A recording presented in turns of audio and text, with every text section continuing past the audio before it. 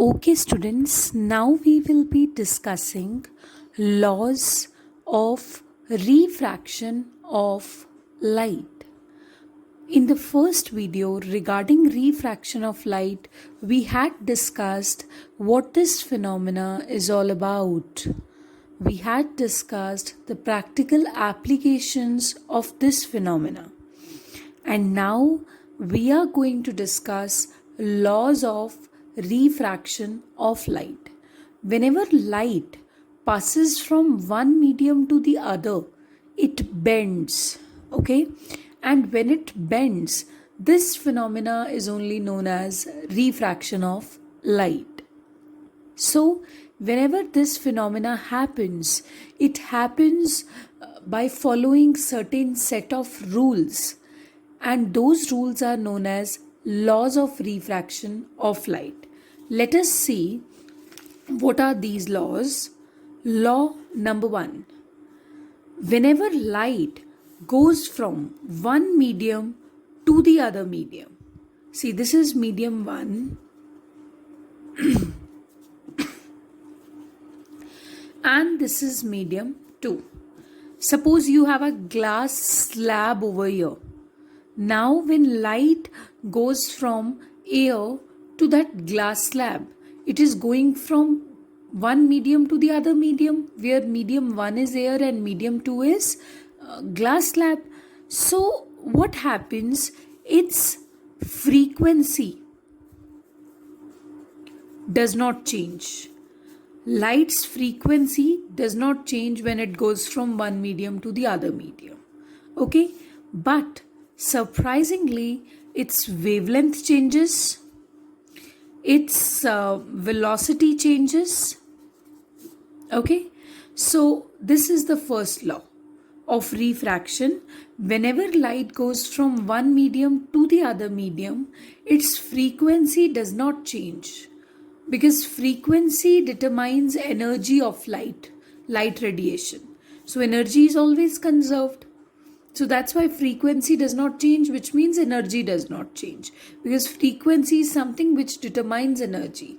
But as soon as it goes to the second medium, light ray, as soon as light ray goes to the second medium is having entirely different properties, entirely different physical nature, chemical nature, and that's how the light suffers retardation.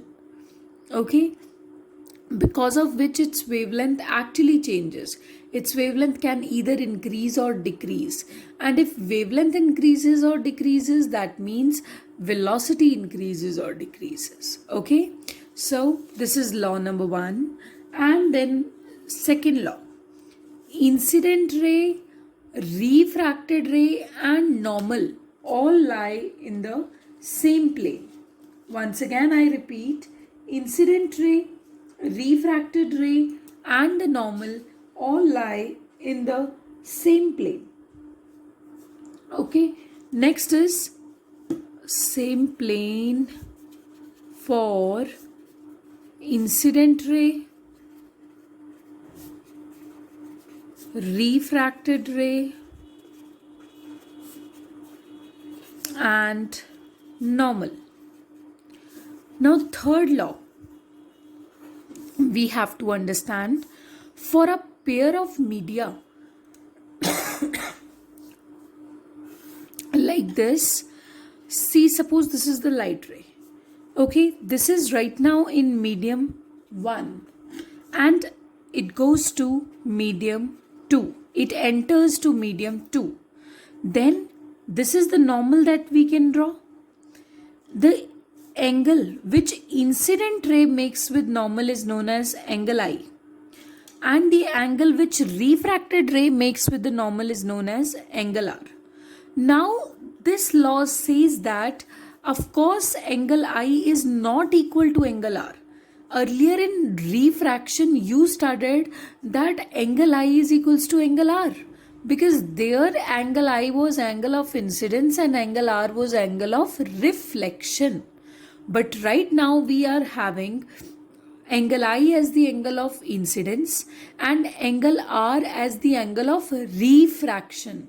It's a new phenomena of light. Here the light does not bounce back because यहाँ पर light किसी well polished smooth surface से strike नहीं किया.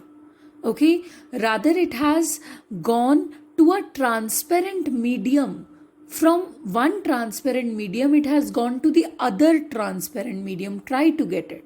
So this is a different phenomena. Here velocity of light changes. So according to third law, see, angle I is not equal to angle r, but there is one thing which is always followed. See, since these are two different media, it could be air and it could be water, or it could be air and it could be glass. So if these are two different media, so this medium is having different optical density and this medium is having different optical density. This medium might be having refractive index mu1 and this medium might be having refractive index mu2, because refractive index is the value which tells us how much optically denser the medium is. So according to the third law of refraction, mu1 sin I is equals to mu2 sin r, where mu1 is the refractive index of medium 1 and angle I is the angle made in medium 1.